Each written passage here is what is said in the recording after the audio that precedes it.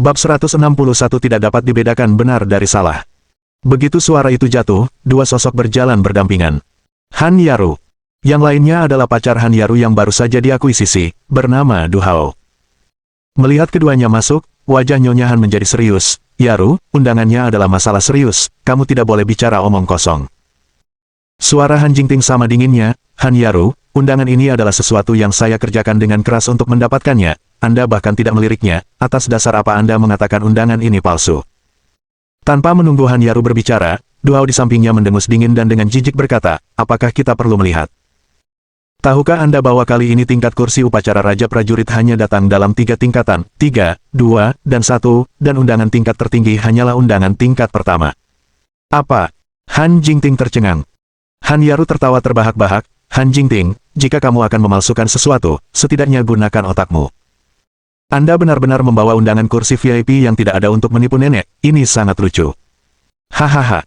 Kulit Nyonya Han langsung menjadi gelap. Han Jingting, apakah yang mereka katakan itu benar? Apakah undangan ini Anda palsu? Ekspresi Han Jingting tegas, nenek, jangan percaya kata-kata mereka, undangan ini benar-benar nyata. Han Yaru mendengus, begitukah? Lalu aku penasaran untuk bertanya, dari mana kamu mendapatkan undangan ini? Saya meminta Chen Xuan mencari cara untuk mendapatkannya, kata Han Jingting, kurang percaya diri. Saat kata-kata ini keluar, Han Yaru tiba-tiba tertawa terbahak-bahak. Han Jingting, apakah menurutmu kita bodoh?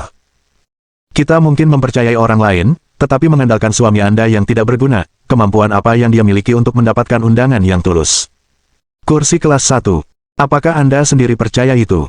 Bukan hanya Han Yaru yang skeptis, semua anggota keluarga Han menjadi tidak percaya setelah mendengar bahwa Chen Xuan telah mendapatkan undangan ini.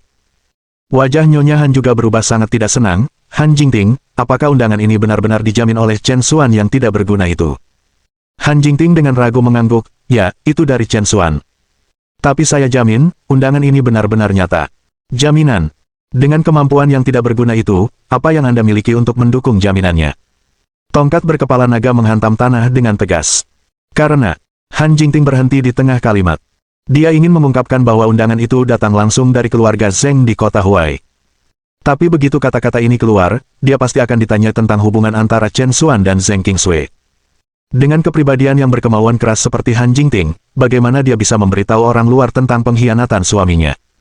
Setelah ragu-ragu untuk waktu yang lama, Han Jingting akhirnya tidak bisa memaksakan diri untuk mengatakannya. Pada saat ini, Du Hao melangkah maju, kamu tidak perlu menjamin apapun. Hari ini, saya akan menunjukkan kepada Anda seperti apa undangan sebenarnya untuk upacara Raja Prajurit. Berbicara, Du Hao mengeluarkan kotak brokat dari tubuhnya, membuka kotak brokat itu, dan undangan dengan embos perak langsung disajikan di depan semua orang. Saat membuka undangan, itu dengan jelas berbunyi, upacara Raja Prajurit, kursi kelas 1. Lihat, ini undangan yang sebenarnya. Du Hao berkata dengan bangga di wajahnya. Semua orang memadati ke depan dan memeriksanya dengan cermat. Sejujurnya, dalam hal pengerjaan saja, undangan di tangan Han Jingting sama sekali tidak kalah dengan Du Hao, tetapi karena undangan Jingting datang dari Chen Xuan, kredibilitasnya sangat berkurang. Han Jingting, tidak mau menerima kekalahan, berkata, kamu bilang undanganku palsu, bagaimana kamu bisa membuktikan bahwa undanganmu itu nyata? Han Yaru mendengus dingin, bukti. Apakah bukti masih dibutuhkan? Anda mungkin tidak tahu siapa Tuan Muda Du, bukan? Izinkan saya memberitahu Anda, Tuan Muda Du berasal dari keluarga Du di Nanhu. Keluarga Du dari Nanhu. Semua orang tercengang. Kekuatan keluarga Du di Nanhu sangat besar, mereka memiliki reputasi yang sangat baik di seluruh Beijiang, jadi bagaimana mungkin mereka tidak mendengarnya? Karena Tuan Muda Du ini memang dari keluarga Nanhu Du, undangan di tangannya secara alami tidak mungkin palsu. Dengan ini, kebohongan Han Jingting telah runtuh pada diri mereka sendiri. Jadi dia adalah Tuan Muda dari keluarga Nanhu Du. Saya bertanya-tanya mengapa undangan Tuan Muda Du terlihat lebih indah. Bukankah sudah jelas, yang asli pasti dibuat lebih halus daripada yang palsu? Dalam waktu singkat, semua orang memihak Du Hao dan Han Yaru, satu demi satu menuduh Han Jingting melakukan pemalsuan. Melihat momennya sudah matang, Du Hao melanjutkan, upacara Raja Prajurit adalah acara akbar sekali dalam 1 abad di wilayah 2 sungai. Sejauh yang saya tahu, ada beberapa pelanggar hukum di bawah tanah Two Rivers yang menargetkan kesempatan ini untuk menjadi kaya, menghasilkan cukup banyak undangan palsu dalam semalam. Nyonya Han, wawasanmu sangat dalam. Anda harus menjaga mata Anda tetap terbuka. Dengan implikasi yang begitu jelas, bagaimana mungkin Nyonya Han tidak mengerti? Dia menjadi sangat marah. Han Jingting, kamu punya keberanian, berani menipuku dengan undangan palsu. Nenek, tidak, undangan ini memang asli. Kamu masih berani berbicara kembali pada saat ini. Tidak bisakah saya membedakan antara yang asli dan yang palsu lagi? Apakah Anda pikir saya sudah pikun? Jepret, jepret, jepret. Dalam kemarahannya, Nyonya Han mencabik-cabik undangan kursi khusus itu. Pecahan kertas yang tak terhitung jumlahnya berterbangan ke wajah Han Jingting. Memanfaatkan kesempatan itu, Han Chengye menambahkan penghinaan pada cederanya. Nenek, Han Jingting membawakan Anda undangan palsu, dan jika Anda benar-benar mempercayainya, seluruh keluarga Han kami akan dipermalukan. Han Yaru menimpali, itu benar. Han Jingting jelas memiliki niat buruk. Nenek, kamu pasti tidak bisa melepaskannya begitu saja. Nyonya Han juga ingin menghukum Han Jingting, namun, Wakil Presiden Sui dari Yaowang Corporation baru-baru ini memuji Han Jingting selama kunjungannya.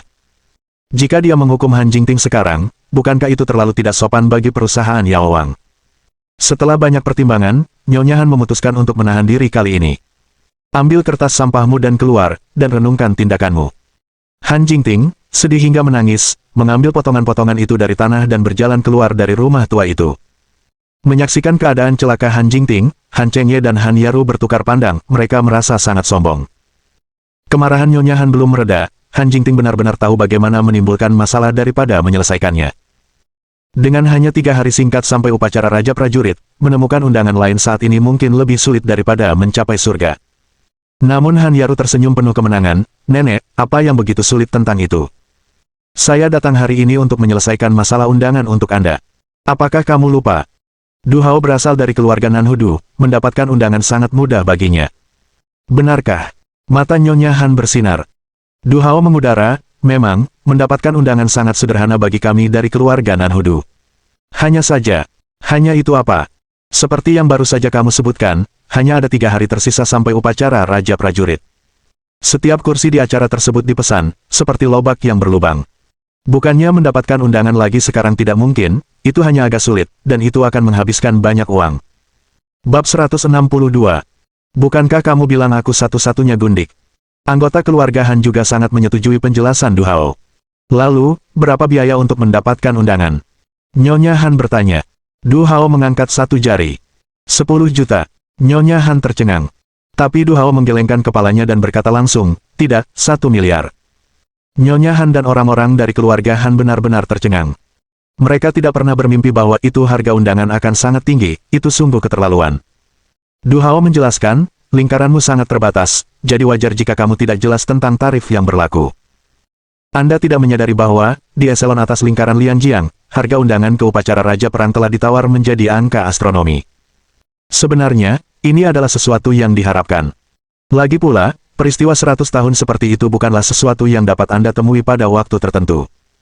Mengingat hal ini, orang-orang dari keluarga Han bisa sangat berhubungan dan mengangguk setuju. Du Hao kemudian menambahkan, selain itu, apa yang bisa saya peroleh untuk Anda adalah tempat duduk tingkat tertinggi, menggosok bahu dengan identitas paling menonjol di seluruh Lianjiang. Bayangkan saja, begitu keluarga Han muncul di kursi kelas 1 upacara Raja Perang bersama orang-orang hebat itu, bagaimana keluarga lain di Lianjiang akan menganggapmu? Dengan percaya diri di wajahnya, Du Hao berkata, belum lagi hal lain, saya jamin, begitu upacara Raja Perang selesai, mereka yang mencari kerjasama dengan Han Corporation akan berkerumun di depan pintu Anda, sampai pada titik di mana mereka akan melakukannya. Melanggar ambang pintu. Pada saat itu, keuntungannya tidak dapat diukur hanya dengan 1 miliar. Kata-katanya sangat menggoda, setiap kalimat menyerang tepat di titik lemah Nyonya Han, seolah menyuarakan pikirannya sendiri. Han Yaru dengan bersemangat menimpali, Nenek, kesempatan besar seperti itu tidak tersedia untuk sembarang orang, apa yang kamu ragukan? Nyonya Han segera membuat keputusan, baiklah, 1 miliar, saya akan membeli 1 undangan kursi kelas 1. Nenek itu bijak. Han Yaru sangat gembira. Dalam memfasilitasi kesepakatan ini, dia memang telah mencapai prestasi yang luar biasa. Du Hao memuji, Nyonya Han yang memiliki visi yang luas. Yakinlah, saya jamin investasi yang Anda lakukan kali ini akan sangat berharga. Saya harap begitu. Saya sangat berharap begitu. Hahaha. Nyonya Han tertawa terbahak-bahak, tidak bisa menahan kegembiraannya. Wajah anggota keluarga Han dipenuhi dengan antisipasi. 1 miliar untuk sebuah undangan tampak sangat boros, tetapi mengingat potensi pengembalian investasi, mereka berdamai dengannya. Dan selain itu adalah upacara Raja Perang sekali dalam 1 abad. Pengalaman ini akan menjadi sesuatu yang bisa dibanggakan oleh keluarga Han seumur hidup. Menyaksikan ekspresi gembira dari anggota keluarga Han, bibir Du Hao melengkung menjadi senyum licik. Di sisi lain, setelah meninggalkan rumah keluarga Han, Han Jingting merasakan hati yang penuh dengan keluhan. Awalnya, dia yakin bahwa undangan Chen Xuan benar-benar asli, tetapi setelah mendengar berita Du Hao tentang maraknya undangan palsu, dia juga mulai meragukannya. Mungkinkah undangan yang diberikan Chen Xuan padanya benar-benar palsu? Dan bagaimana dengan perselingkuhannya dengan Zheng Qingsui, apakah itu juga bohong? Sekembalinya ke rumah, Zheng Qingsui melaporkan kejadian undangan robek itu kepada Lo Ani. Apa? Palsu? Lo Ani segera menjadi gelisah, Chen Xuan ini benar-benar tidak tahu malu, menggunakan undangan palsu untuk menipu Anda. Apakah kamu juga mengira undangan itu palsu? Lo Ani yakin akan hal itu, tentu saja. Saya sudah meminta teman untuk menanyakannya, dan dipastikan bahwa hanya ada 3 tingkatan undangan, pertama, kedua, dan ketiga. Tidak pernah disebutkan kelas tempat duduk khusus apapun. Jelas bahwa Chen Xuan berbohong. Mendengar ini, Han Jingting merasa sangat kecewa. Selama bertahun-tahun, ini adalah pertama kalinya dia mencari Chen Xuan, hanya untuk ditipu dengan undangan palsu. Sepertinya dia sama sekali tidak menganggapnya serius. Faktanya, Lo Ani, bersama yang lainnya, telah melakukan kesalahan fatal. Memang, ada kursi VIP yang tersedia untuk upacara Raja Perang, tetapi jumlah mereka sangat terbatas, dengan lebih dari selusin yang ada benar-benar VIP di antara para VIP. Yang memenuhi syarat untuk duduk di kursi VIP ini adalah pejabat tinggi militer atau tokoh kuat dengan pengaruh yang mencengangkan. Kursi VIP yang begitu penting telah lama ditetapkan dan tidak dilepaskan ke sosialita biasa. Karena alasan inilah semua orang menganggap undangan hanya dikategorikan ke dalam level pertama, kedua, dan ketiga. Pada hari-hari berikutnya, diskusi tentang upacara Raja Perang mencapai puncak yang belum pernah terjadi sebelumnya. Di jalan-jalan dan gang-gang, hampir semua orang berbicara tentang upacara Raja Perang. Di jalan-jalan, personel dari Departemen Perang dapat terlihat kapan saja, dan helikopter sesekali menderu melintasi langit. Seluruh kota Huai dihiasi lagi, dan seluruh kota menikmati kehormatan yang belum pernah terjadi sebelumnya karena upacara Raja Perang ini. 3 hari kemudian, upacara Raja Perang berlangsung di Paviliun Hanjiang sesuai jadwal. Pagi-pagi sekali, Chen Xuan menerima telepon dari Zheng Yunfeng. Tuan Chen, hari ini adalah hari diadakannya upacara promosi saya, apakah Anda punya waktu untuk hadir? Suara Zheng Yunfeng penuh dengan antisipasi. Chen Xuan tersenyum samar, melewatkan waktu ini, siapa yang tahu kapan acara besar berikutnya seperti ini akan datang. Tentu saja, saya akan hadir. Bagus, kalau begitu aku akan mengirim mobil untuk menjemputmu sekarang. Tidak perlu untuk itu, aku akan menyetir sendiri. Oh, oke, kalau begitu kita akan bertemu sebentar lagi. Setelah menutup telepon, Chen Xuan meninggalkan rumah, tidak lupa dengan santai mengambil undangan dari meja kopi. Dalam beberapa hari terakhir, Zhao Boqian, Cui Fengjiu, dan lainnya telah melakukan kunjungan berturut-turut, semuanya mengaku mengirimkan undangan ke Chen Xuan. Apakah itu Zhao Boqian atau Cui Fengjiu? Kenalan mereka dengan Chen Xuan hanyalah sebagai dokter dewa dengan keterampilan medis yang luar biasa, namun tidak satupun dari mereka yang tahu bahwa Chen Xuan sebenarnya adalah Tuan Chen yang dipuja Zheng Yunfeng sebagai guru. Setelah belajar dari pelajaran terakhir, Chen Xuan telah menyimpan semua undangan ini. 40 menit kemudian, Chen Xuan tiba di dekat Paviliun Hanjiang. Hari ini Paviliun Hanjiang sangat hidup. 5 kilometer jauhnya dari paviliun, semua jalan telah berada di bawah darurat militer, dan hanya mereka yang memiliki undangan yang diizinkan lewat. Tidak hanya itu, seluruh jalur dijaga oleh tentara. Setelah mencapai pintu masuk Paviliun Hanjiang, telepon dan semua perangkat pengambilan foto disita, dan pemeriksaan ketat dilakukan. Seluruh acara berada di bawah pengamanan maksimal. Sementara itu, pinggiran venue sudah dipenuhi orang-orang, semua penonton datang untuk bergabung dalam kegembiraan, memenuhi ruangan sampai penuh. Setelah memverifikasi undangannya, Chen Xuan hendak masuk ketika dia kebetulan bertemu dengan keluarga Zhao dan Cui yang tiba tepat di belakangnya. Chen Xuan. 2 suara berseru serempak. Baik Cui Ruyun dan Zhao Luna, setelah melihat satu sama lain, terlihat sangat cermat di wajah mereka. Jelas, mereka berdua menganggap satu sama lain sebagai saingan yang dibayangkan. Zhao Luna melangkah maju, menempel di lengan Chen Xuan dengan nada nakal. Paman, bukankah kamu bilang kamu hanya memilikiku sebagai anak ketiga? Siapa bibi ini? Bab 163, Momen Sorotan. Nyonya, bibi. Cui Ruyun langsung tercengang. Ada apa dengan semua ini? Chen Xuan hampir memuntahkan seteguk darah tua. Hei, jangan bicara omong kosong, kapan kamu menjadi kekasihku? Zhao Luna memutar matanya, tadi malam, saat kamu bersamaku, kamu terus mengatakan betapa kamu mencintaiku, dan sekarang kamu berpura-pura tidak mengenali apa yang kamu katakan. Laki-laki. Saya. Chen Xuan merasa seperti terjun ke sungai kuning pun tidak bisa membersihkannya. Cui Ruyun tidak kalah marahnya, dan sambil mendengus, dia berkata, "Nona muda, mungkin kamu salah, Chen Xuan jelas bersamaku tadi malam." "Apa? Kau?" Zhao Luna menganggapnya sebagai kebenaran dan melebarkan matanya. Tapi Cui Ruyun acuh tak acuh, wajahnya yang dewasa dan mempesona menunjukkan sedikit schadenfreude. Trik kecil Zhao Luna mungkin berhasil pada wanita lain, tetapi dibandingkan dengan Cui Ruyun, itu jelas tidak berhasil. Chen Xuan akan menjadi gila oleh kata-kata kontradiktif dari kedua wanita ini. Zhao Luna melakukan ini adalah satu hal, tetapi dia tidak menyangka Cui Ruyun, seorang wanita dewasa, juga mulai bercanda seperti ini. Chen Xuan memaksakan senyum pahit, "Baiklah, cukup dengan leluconnya, ayo masuk sekarang, oke?" "Chen Xuan, masuklah bersama kami," kata Cui Ruyun dengan senyum menawan di wajahnya. Saat Chen Xuan melangkah, dia ditangkap oleh Zhao Luna. "Mengapa dia harus pergi bersamamu?" "Paman, ikut kami." Saat Zhao Luna berbicara, dia mencoba menarik Chen Xuan ke sisinya. Cui Ruyun, tidak mau kalah, juga meraih lengan Chen Xuan yang lain. Untuk sesaat, Chen Xuan hampir terbelah dua oleh dua wanita tanpa kompromi. Zhao Boqian dan Cui Fengjiu, menonton dari samping, hanya bisa menawarkan senyum masam di tempat kejadian di depan mereka. "Chen muda, kakak perempuan ke-9, karena kita semua bukan orang asing di sini, mengapa kita tidak masuk bersama?" Zhao Boqian menyarankan. Cui Fengjiu tersenyum dan mengangguk, kedengarannya bagus. Baru saat itulah Zhao Luna dan Cui Ruyun melepaskan Chen Xuan. Chen Xuan menghela nafas lega, tidak pernah membayangkan bahwa dia, Chen Xuan, akan mengalami hari ketika dia begitu populer di kalangan para wanita. Segera setelah itu, Chen Xuan dan yang lainnya memasuki paviliun Han Jiang bersama-sama. Tak lama setelah Chen Xuan dan kelompoknya masuk, keluarga Han juga tiba di tempat kejadian. Meskipun mereka hanya berhasil mendapatkan satu undangan, yang hanya memenuhi syarat Nyonya Han untuk memasuki venue, itu masih merupakan acara penting, dan hampir semua orang dari keluarga Han datang. Puluhan rombongan yang mengesankan diikuti dengan spanduk dan genderang, menciptakan keributan yang menyaingi zaman kuno ketika seorang cendekiawan papan atas dirayakan. Keluarga Han dari kota Huai, Nyonya Han telah tiba dengan undangan kursi kelas 1. Han Chengye berteriak sekuat tenaga ke kerumunan di sekitarnya.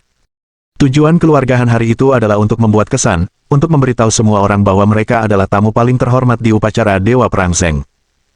Lagi pula, mereka telah menghabiskan 1 miliar untuk membeli undangan itu, jika mereka tidak mengiklankannya dengan baik, itu akan membuang-buang uang. Seperti yang diharapkan, saat Han Chengye membuat pengumuman ini, kerumunan di sekitarnya menjadi gempar. Kursi kelas 1. Itu tamu paling bergengsi di upacara tersebut. Orang biasa tidak akan memenuhi syarat untuk kursi berpangkat tinggi seperti itu, kan? Tentu saja tidak. Tapi keluarga Han dari kota Huai ini, sepertinya aku belum banyak mendengar tentang mereka. Itu pasti keluarga bergengsi yang tertutup, atau mungkin bangsawan yang baru bangkit. Itu pasti itu. Mendengarkan tebakan dan sanjungan orang-orang di sekitar mereka, kesombongan keluarga Han sangat terpuaskan. Nyonya Han tetap tenang di permukaan, tapi hatinya bermekaran dengan kegembiraan. Itu benar, perasaan kagum dari semua orang persis seperti yang dia inginkan, dan dia hampir merasa seolah-olah melihat keluarga Han bergabung dengan jajaran keluarga top di wilayah tersebut. "Tolong, Nyonya, keluarlah dari kereta." Han Chengye, seperti kepala pelayan bangsawan, dengan sopan membukakan pintu mobil untuk Nyonya Han. Han Yaru bahkan mendorong Han Jingting ke satu sisi dengan punggungnya. "Berhenti menghalangi jalan di sini." Han Yaru mengulurkan tangannya, bertindak sebagai sandaran tangan untuk Nyonya Han. Di bawah tatapan heran orang-orang di sekitar, Nyonya Han, seperti janda permaisuri Cixi, turun dari mobil dengan bantuan tongkatnya. Untuk upacara akbar hari ini, dia bahkan menghabiskan banyak uang untuk membuat gaun yang dibuat khusus. Upacara Dewa Perang hari ini tidak diragukan lagi adalah momen Nyonya Han yang menjadi sorotan. Namun, tepat pada saat itu, seorang penjaga dari upacara mendekat dan berkata dengan suara yang dalam, "Maaf, tetapi banyak dari Anda yang menunda perjalanan para tamu di belakang, tolong beri ruang." Penjaga itu benar, keluarga Han telah memblokir seluruh jalan dengan sangat ketat sehingga mobil-mobil dari belakang tidak dapat melewatinya sama sekali. Keluarga Han, bagaimanapun, semua terganggu oleh pengingat penjaga yang bermaksud baik. Mereka datang hari ini untuk membuat kesan, dan menyingkir akan mengalahkan tujuan itu. Han Chengye, dengan dagunya terangkat dan ekspresi bangga, menatap penjaga itu, "Perhatikan nada bicaramu. Apakah Anda tahu dengan siapa Anda berbicara? Izinkan saya memberitahu Anda, nenek saya adalah tamu yang diundang dengan ramah oleh Dewa Perang Zeng, dengan kursi di bagian kelas 1. Beraninya penjaga yang tidak penting sepertimu menyinggung kami." Nyonya Han juga meluruskan gaunnya dan mengadopsi sikap luhur, penuh kemegahan. Meskipun penjaga itu tidak puas, dia tidak berani menunjukkan pengabaian. Baiklah kalau begitu, tolong tunjukkan undanganmu. Han Chengye dengan angkuh menyerahkan kartu undangan yang dia pegang. Para anggota keluarga Han juga memiliki wajah penuh arogansi, siap menikmati tatapan kagum orang lain. Tapi saat berikutnya, mereka hanya mendengar penjaga berkata dengan nada dingin, "Maaf, undanganmu palsu." Apa? Keluarga Han langsung tercengang di tempat, percaya bahwa mereka telah salah dengar. Nyonya Han yang sebelumnya bermartabat juga kehilangan ketenangannya. Palsu. Lelucon apa ini? Han Chengye juga kesal, menunjuk penjaga itu dan berteriak keras, "Tepat, saya peringatkan Anda, sebaiknya perhatikan baik-baik sebelum berbicara. Jika kami tersinggung, Anda tidak akan terhindar." Tapi penjaganya tenang, semua kartu undangan yang dikeluarkan untuk upacara tersebut tidak hanya memiliki label pengaman tetapi juga kode yang sesuai. Label keamanan kartu undangan Anda palsu, dan kodenya tidak cocok sama sekali. Tidak diragukan lagi itu palsu. Boom! Dengan wahyu ini, seluruh keluarga Han tersambar petir, membeku di tempat. Penjaga itu kemudian memandang Han Chengye dan melanjutkan dengan suara rendah, "Selain itu, saya perlu memperingatkan Anda bahwa itu menggunakan undangan palsu untuk mencoba masuk ke upacara tersebut adalah penghinaan besar bagi Dewa Perang Zeng. Secara teknis, saya berhak menangkap Anda. Jadi tolong, lebih hormati sikap Anda." Han Chengye terkejut dan dengan cepat mundur, kehilangan semua kesombongannya sebelumnya. Namun Nyonya Han tidak akan menyerah begitu saja. "Bagaimana ini bisa terjadi? Saya menghabiskan banyak uang untuk membeli undangan ini. Anak muda, apakah kamu melakukan kesalahan? Setelah menghabiskan 1 miliar hanya untuk membeli undangan palsu, bagaimana mungkin Nyonya Han menerima ini?" Bab 164. Tertipu. Wajah penjaga itu tanpa ekspresi, "Kesalahan seperti itu tidak mungkin, undanganmu pasti palsu." Pada saat itu, Nyonya Han benar-benar tercengang. 100 juta. 100 juta baru saja sia-sia seperti itu. Anggota keluarga Han tampak sangat malu, seperti pelayat saat bangun tidur. Kerumunan di sekitarnya, bagaimanapun, tertawa terbahak-bahak. Sungguh sangat aneh, mengira mereka bisa menyelinap masuk dengan undangan palsu, sungguh berani. Membuat pintu masuk yang megah dengan gong dan genderang, seolah-olah dia sendiri adalah janda permaisuri, hanya untuk menjadi palsu, sungguh memalukan. Saya belum pernah mendengar tentang keluarga Han dari kota Huai sebelumnya, tapi sekarang kita semua telah melihat dari bahan apa mereka dibuat. Hahaha. Mendengarkan ejekan dari orang-orang di sekitar, anggota keluarga Han sangat malu sehingga mereka berharap tanah akan menelan mereka. Nyonya Han sangat terhina, wajah lamanya memerah, dan dia berharap dia bisa merangkak ke celah di tanah. Dia berharap untuk membuat penampilan yang megah dan membangun reputasi yang hebat dengan kesempatan ini, namun pada usianya, dia telah menjadi bahan tertawaan di mata semua orang, benar-benar menodai reputasi akhir hidupnya. Baiklah, karena kamu tidak memiliki undangan, berhentilah menghalangi jalan ke sini, minggir dengan cepat. Penjaga itu mendesak dengan tidak sabar. Keluarga Han, seperti tentara yang kalah, mulai pergi dengan kepala tertunduk. Jingting, bagaimanapun, sepertinya memikirkan sesuatu dan tiba-tiba bergegas ke penjaga. "Permisi, saya punya undangan lain di sini, bisakah Anda membantu saya memverifikasi keasliannya?" Jingting berkata sambil menyerahkan setumpuk pecahan kertas yang robek kepada penjaga. Itu adalah undangan yang telah dicabik-cabik Nyonya Han sebelumnya. Para penonton tertawa terbahak-bahak saat melihat pemandangan ini. Anggota keluarga Han juga merasa dipermalukan. Apakah Jingting mengira mereka tidak cukup kehilangan muka hari ini? Sekarang dia meminta seseorang untuk memverifikasi setumpuk kertas sobek, itu adalah penghinaan tertinggi. Han Chengye mengejek, "Jingting, bisakah kamu berhenti membodohi dirimu sendiri? Bahkan undangan dari Tuan Muda Du ternyata palsu, apakah Anda masih mengharapkan Chen Xuan, pecundang itu, untuk membuat undangan yang sebenarnya?" Penjaga itu juga tidak ingin membuang waktu dengan Jingting, tetapi ketika dia secara tidak sengaja melihat kata, "kursi kelas 1", yang tertulis di pecahan-pecahan itu, dia berhenti sejenak karena terkejut. Kursi kelas 1. Itu adalah kursi yang hanya memenuhi syarat untuk pejabat tinggi Departemen Militer. Penjaga itu tidak berani menunda lebih lama lagi, dengan cepat memeriksa tanda keamanan, dan wajahnya langsung berubah warna. Saat berikutnya, penjaga itu berdiri tegak dan memberi hormat ke arah Jingting. "Salam, petugas." Tiba-tiba, pemandangan yang bising menjadi sunyi. Rahang semua orang hampir menyentuh lantai. Di sana, Nyonya Han dan anggota keluarga Han lainnya hampir siap untuk masuk ke dalam mobil, tetapi mendengar ini, mereka juga langsung membeku, tidak dapat mempercayai telinga mereka. "Kamu, maksudmu, undangan ini nyata?" Jingting bertanya dengan tidak percaya. Penjaga itu menjawab dengan hormat, "Tentu saja itu nyata. Selain itu, undangan ini untuk kursi kelas 1 dengan peringkat tertinggi pada upacara tersebut." Kerumunan itu tercengang. Anggota keluarga Han saling memandang dengan tidak percaya. Jadi, benar-benar ada kursi kelas 1. Jingting tersenyum pahit, ternyata Chen Xuan sama sekali tidak membohonginya. Mata Nyonya Han berbinar, dia menerobos kerumunan dan berlari kembali ke penjaga, bertanya dengan penuh semangat, apakah ini berarti saya bisa masuk sekarang? Anggota keluarga Han juga berseri-seri dengan gembira. Tempat duduk teratas, bukankah itu lebih mulia dari kursi kelas 1 sebelumnya? Namun, mereka mendengar penjaga itu berbicara dengan suara tegas, jika undangan ini utuh, tentu saja tidak akan ada masalah. Tapi sekarang, undangan ini dicabik-cabik seperti ini, jelas tidak bisa diterima. Anggota keluarga Han benar-benar tercengang. Peluang besar seperti itu telah menyelinap melalui jari-jari mereka begitu saja. Nyonya Han benar-benar pingsan, dia memiliki kesempatan untuk menikmati acara akbar bersama para petinggi departemen militer itu, untuk berbicara dan tertawa riang, tetapi sekarang kesempatan yang begitu indah telah dihancurkan oleh tangannya sendiri. Ah! Nyonya Han memukuli dadanya dan menghentakkan kakinya dengan raungan marah, surga tidak memberkati keluarga Han kita. 1 miliar saya. Du Hao. Keluarga Du dari Nanhu.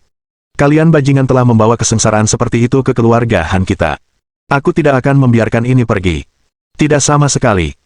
Stimulus yang sangat besar membuat Nyonya Han benar-benar kehilangan rasionalitasnya saat dia berteriak seperti wanita gila. Tetapi pada saat itu, teriakan marah tiba-tiba meletus. Dari mana wanita gila ini berasal? Berani tidak menghormati keluarga Du saya di jalan, apakah Anda tidak ingin lagi hidup? Han Chengye menolak untuk menunjukkan kelemahan, siapa kamu yang begitu sombong? Nanhu, Du Mingshen. Du Mingshen memandang Han Chengye dan berteriak dengan dingin. Du Mingshen. Kepala keluarga Nanhu Du Mingshen. Han Chengye sangat ketakutan sehingga kakinya menjadi lemah. Nyonya Han juga menutup mulutnya seolah-olah seseorang telah mencengkeram tenggorokannya. Keluarga Du Nanhu adalah keluarga papan atas di Beijiang, mampu menghancurkan keluarga Han dengan mudah hanya dengan jentikan jari. Mereka tidak akan berani menantang keluarga Du Nanhu meskipun mereka memiliki keberanian 10 kali lipat. Namun Du Mingshen memiliki ekspresi dingin di wajahnya saat dia menginterogasi, siapa kalian, dan mengapa Anda secara terbuka menghina keluarga Du Nanhu kami di pintu masuk upacara Raja Prajurit ini? Saya, Nyonya Han sangat ketakutan sehingga lidahnya terikat, dan dia tidak dapat berbicara dengan jelas. Pada akhirnya, Han Jingtinglah yang angkat bicara, menyampaikan perselingkuhan Du Hao yang menjual undangan palsu kepada mereka. Setelah mendengar ini, Du Mingshen tertawa terbahak-bahak, keluarga Han di kota Huai, ternyata kamu hanya sekelompok orang bodoh. Izinkan saya memberitahu Anda, keluarga Du Nanhu kami sama sekali tidak memiliki orang bernama Du Hao, kamu benar-benar ditipu. Apa?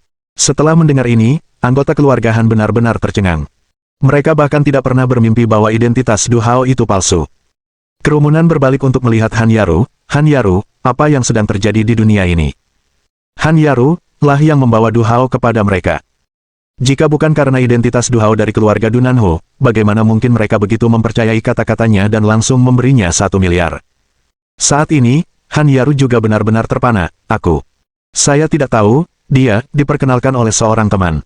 Aku tidak tahu dia palsu, Han Yaru sangat cemas hingga dia menangis. Tidak heran, untuk menyenangkan tuan muda Du ini selama beberapa hari terakhir, dia telah melakukan semua yang dia bisa, bahkan menyerahkan dirinya kepadanya. Dia mengira dia akan bisa naik ke cabang yang lebih tinggi, tetapi dia kecewa, dia telah kehilangan segalanya dan bahkan pasukannya telah dihancurkan. Kau. Nyonya Han menunjuk Han Yaru, gemetar karena marah. Saat berikutnya, semuanya menjadi gelap di depan mata Nyonya Han, dan dia langsung pingsan. Panggil ambulans dengan cepat. Untuk sementara waktu, anggota keluarga Han dilemparkan ke dalam kekacauan. Beberapa saat kemudian, ambulans tiba, dan setelah anggota keluarga Han memasukkan Nyonya Han ke dalam, mereka buru-buru mengejarnya.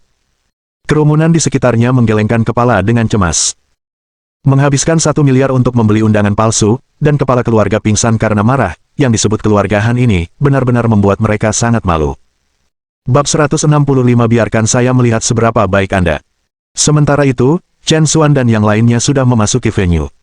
Seluruh lantai atas paviliun Hanji yang telah direnovasi, dengan banyak tentara berjaga di tengah tempat tersebut. Mereka berdiri di sana seperti tombak, menciptakan suasana yang sangat khusyuk di seluruh tempat. Chen Xuan, Zhao Boqian, Cui Fengjiu, dan yang lainnya berjalan ke barisan depan venue. Tempat tersebut dibagi menjadi 3 bagian sesuai dengan peringkat tempat duduk, kelas 1, 2, dan 3, dengan Chen Xuan dan perusahaannya menempati kursi di bagian kelas 1 di barisan depan. Tentu saja, ada satu baris di depan mereka, di mana kursi kelas khusus berada. Dokter Ajaib Chen, kamu di sini, seru Wong Tianhua saat melihat Chen Xuan mendekat dan dengan cepat berdiri untuk menyambutnya. Sebagai perwira perang peringkat keempat, kursi Wong Tianhua berada di bagian kelas 1. Dokter Ajaib Chen, ini kursi yang saya pesan untuk Anda. Saat Wong Tianhua berbicara, dia mencoba mengarahkan Chen Xuan ke kursi berikutnya, yang sesuai dengan posisi yang ditunjukkan pada undangan yang diserahkan kepada Chen Xuan. Zhao Boqian, Cui Fengjiu, dan yang lainnya semuanya terkejut.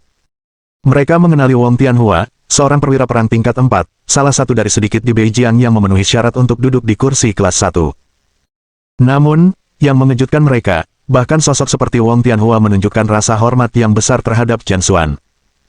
Sambil tersenyum, Chen Xuan melambaikan tangannya, "Oh, tidak perlu, saya cukup nyaman duduk di sini." Sejujurnya, Chen Xuan tidak terbiasa dengan acara-acara resmi seperti itu, dan duduk bersama para petinggi militer akan membuatnya merasa semakin terkekang. Baiklah kalau begitu, Wong Tianhua tidak menekan lebih jauh. Pastor Wong Jiasen juga berada di kursi kelas 1, yang memungkinkan dia untuk dekat dengan Dokter Ajaib Chen ini juga. Pada saat ini, Chen Xuan memiliki Zhao Boqian dan Zhao Luna di sebelah kirinya, dan Cui Fengjiu dan Cui Ruyun di sebelah kanannya, dengan Wong Jiasen dan Nyonya Wong di depan, semuanya diposisikan di sekitar Chen Xuan sebagai pusatnya. Pemandangan ini menimbulkan keheranan dari kerumunan di sekitarnya. Fakta bahwa keluarga Zhao, keluarga Wong, dan Cui Fengjiu semuanya mengelilinginya dan menyanjungnya menunjukkan bahwa pemuda ini jelas tidak sederhana. Namun, yang mengejutkan adalah tidak ada orang yang hadir yang tahu siapa pemuda ini. Pada saat itu, semua orang mulai berspekulasi tentang identitas Chen Xuan. Saat itu, sebuah suara tiba-tiba terdengar. "Chen Xuan, apa yang kamu lakukan di sini?" Chen Xuan berbalik dan melihat Lo Ani, bergandengan tangan dengan seorang pemuda, berdiri di depannya. Mengingat status Lo Ani, dia jelas tidak berhak menghadiri upacara Raja Perang. Jelas, pemuda ini adalah tiketnya. Chen Xuan merasakan senyum masam di hatinya, menyadari bahwa Lo Ani memang kupu-kupu sosial. Terakhir kali dia melihatnya, dia bersama Wang Yukun, dan sekarang, dalam waktu singkat, dia telah beralih ke pacar baru. Apakah ada aturan yang mengatakan saya tidak bisa berada di sini? Chen Xuan berkata dengan acuh tak acuh. Lo Ani mendengus dingin, tentu saja kamu tidak seharusnya berada di sini, karena kamu tidak pantas berada di sini. Jangan pikir aku tidak tahu bagaimana kamu menyelinap ke sini. Han Jingting pertama, sekarang orang Zheng, Chen Xuan, oh Chen Xuan, menaiki tangga dengan mengandalkan wanita sepanjang jalan, kamu benar-benar memiliki kulit yang tebal. Dengan wajah penuh penghinaan dan ejekan, Lo Ani jelas tidak pernah terlalu memikirkan Chen Xuan, menantu yang datang mengetuk. Chen Xuan melirik pria di sampingnya dan berkata dengan nada yang berarti, sepertinya kamu juga tidak dalam posisi untuk berbicara denganku seperti itu. Tidak peduli, Lo Ani berpegangan pada lengan pria itu dan berkata dengan bangga, wajar saja bagi seorang wanita untuk bergantung pada seorang pria, hanya pria yang tidak berguna sepertimu yang akan merendahkan seorang wanita. Dan tahukah kamu siapa dia? Izinkan saya memberitahu Anda, pria di sini ini tidak lain adalah tuan muda perusahaan Yao Cheng, salah satu dari 10 perusahaan terkemuka kota Huai, Peng Xinlei. Saya memperingatkan Anda, sebaiknya perhatikan kata-kata Anda. Peng Xinlei di sebelahnya juga mengangkat dagunya dan berkata dengan angkuh, Ani benar, aku membenci pria yang paling mengandalkan wanita. Izinkan saya memberitahu Anda, jaga jarak Anda dari Ani, atau saya bersumpah saya akan memastikan Anda menyadari betapa hebatnya perusahaan Hui Cheng. Sebagai tuan muda Hui Cheng Corporation, Peng Xinlei sangat percaya diri di depan bocah cantik ini. Namun, tepat setelah dia selesai berbicara, sebuah suara terdengar acuh tak acuh. Benarkah begitu? Lalu Anda memberitahu saya, seberapa mengesankan perusahaan Hui Cheng Anda. Zhao Boqian berdiri. Itu benar, aku juga ingin tahu. Wong Jiasen mengikuti, bangkit berdiri. Dan aku. Cui Fengjiu, duduk di samping mereka, menatap Peng Xinlei dengan senyum penuh makna. Ketika Peng Xinlei melihat wajah orang-orang ini, dia langsung tercengang. Ini adalah tokoh-tokoh hebat dari 4 klan terkaya. Zhao Boqian, orang terkaya di kota Huai, Wong Jiasen, dan ratu bawah tanah kota Huai, Cui Fengjiu. Salah satu dari orang-orang ini berkali-kali lebih kuat daripada perusahaan Hui Cheng mereka. Peng Xinlei tidak berani mengabaikan mereka dan buru-buru mencoba menenangkan mereka dengan senyum malu-malu. Zhao. Kepala keluarga Zhao, Taipan Wong, ke-9. Kakak perempuan ke-9, perusahaan Hui Cheng kami saja tidak akan berani pamer di depan Anda. Aku hanya berbicara tentang anak ini. Diam. Apakah Anda ingin melihat matahari besok, berbicara dengan saudara Chen seperti itu? Zhao Boqian memarahi dengan marah. Ekspresi Wong Jiasen juga suram, itu benar, Dokter Ajaib Chen adalah dermawan kita. Menunjukkan rasa tidak hormat kepada Miracle Dr. Chen menunjukkan rasa tidak hormat kepada kita. Terus bicara omong kosong, dan kami tidak akan sopan padamu. Cui Fengjiu tersenyum ringan, sepertinya perusahaan Hui Cheng Anda mungkin tidak hidup untuk melihat hari saya mengambil tindakan. Mendengar kata-kata ini, kaki Peng Xinlei menjadi lemah karena ketakutan. Dia tidak pernah bisa bermimpi bahwa tokoh-tokoh top kota Huai seperti Wong Jiasen, Cui Fengjiu, dan Zhao Boqian semuanya akan berdiri bersama bocah cantik bernama Chen Xuan ini. Bahkan jika Peng Xinlei naif, dia sekarang mengerti bahwa Chen Xuan ini jelas tidak sesederhana yang dikatakan Lo Ani. Ini tentu saja kelas berat sejati. Gedebuk.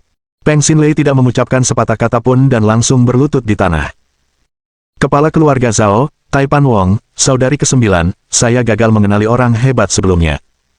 Saya tidak akan berani lagi, tolong selamatkan perusahaan Hui Cheng kami. Salah satu dari orang-orang ini dapat dengan mudah menghancurkan Hui Cheng Corporation, jadi dibandingkan dengan wajahnya sendiri, Peng Xinlei secara alami ingin lebih melindungi aset miliaran keluarganya. Cui Fengjiu mendengus dingin dan tersenyum ramah, kamu harus lebih rendah hati di masa depan, kalau tidak, kamu mungkin akan mati tanpa tempat untuk dikuburkan suatu hari nanti. Peng Xinlei langsung berkeringat dingin. Peng Xinlei melarikan diri seolah-olah dia telah diberi amnesti, bergegas keluar dari tempat tersebut. Dia bahkan tidak bisa mengumpulkan keberanian untuk menghadiri upacara Raja Perang apalagi peduli dengan Lo Ani lagi. Hei, Tuan Muda Peng. Lo Ani mencoba menghentikannya, tetapi Peng Xinlei tidak memperhatikannya, menghilang dari pandangan saat dia melarikan diri untuk hidupnya. Sepertinya pria yang kamu temukan tidak begitu bisa diandalkan, Chen Xuan mencibir. Kamu. Lo Ani sangat marah, kita lihat saja nanti. Lo Ani menginjakkan kakinya dan pergi, tapi dia tidak meninggalkan venue. Sebaliknya, dia duduk di kursi kelas 1 terdekat. Setelah akhirnya berhasil masuk ke tempat kelas atas seperti itu, dia jelas tidak akan pergi begitu saja. Apakah kamu ingin aku mengusirnya? Cui Fengjiu bertanya. Chen Xuan tersenyum ringan, tidak perlu, dia ingin menonton, biarkan dia mengerti segalanya hari ini. Bab 166. Magang memanggil saya di atas panggung. Insiden dengan Pei Xinlei hanyalah selingan kecil. Sesaat kemudian, seorang pembawa acara yang mengenakan setelan tunik Cina naik ke atas panggung. Saya menyatakan upacara promosi Zheng Yunfeng menjadi Raja Perang secara resmi dimulai. Boom, boom, boom. Di alun-alun di depan paviliun Hanjiang, 9 meriam upacara ditembakkan satu demi satu, sangat keras. Di langit, kembang api yang tak terhitung jumlahnya meledak, menerangi seluruh langit. Segera setelah itu, band ini mulai memainkan musik militer. Suasana di tempat kejadian itu khusyuk dan sakral. Apakah itu VIP di dalam paviliun Hanjiang atau penonton di luar, pada saat ini, mereka semua sangat bersemangat. Dan di tengah kembang api, sebuah helikopter militer terbang dari jauh, melayang di atas paviliun Hanjiang. Lihat, helikopter. Kerumunan di luar paviliun Hanjiang sangat bersemangat, dan mereka semua mengeluarkan ponsel mereka untuk mengambil gambar. Kamu lihat, ada seseorang di pintu kabin.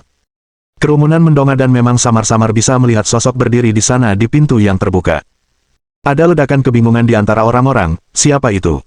Apa yang akan dia lakukan? Suara pembawa acara menggelegar, sekarang, sambut protagonis hari ini, Raja Perang yang baru dipromosikan, Zheng Yunfeng. Tidak lama setelah kata-kata itu berakhir, sosok di pintu kabin melompat langsung dari pesawat. Ya Tuhan, apakah dia tidak ingin hidup?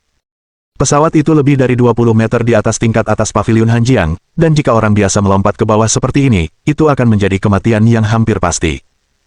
Tapi tentu saja, itu bukan orang biasa. Bagian atas paviliun Hanjiang memiliki jendela atap kaca. Gedebuk. Sosok itu melewati langit-langit dan mendarat dengan akurat di atas panggung di puncak paviliun Hanjiang. Raja Perang, Zheng Yunfeng. Pintu masuk yang begitu berani segera menyulut seluruh pemandangan. Dewa Perang Zheng. Dewa Perang Zheng. Kerumunan di dalam meledak menjadi gelombang sorak-sorai yang bersemangat.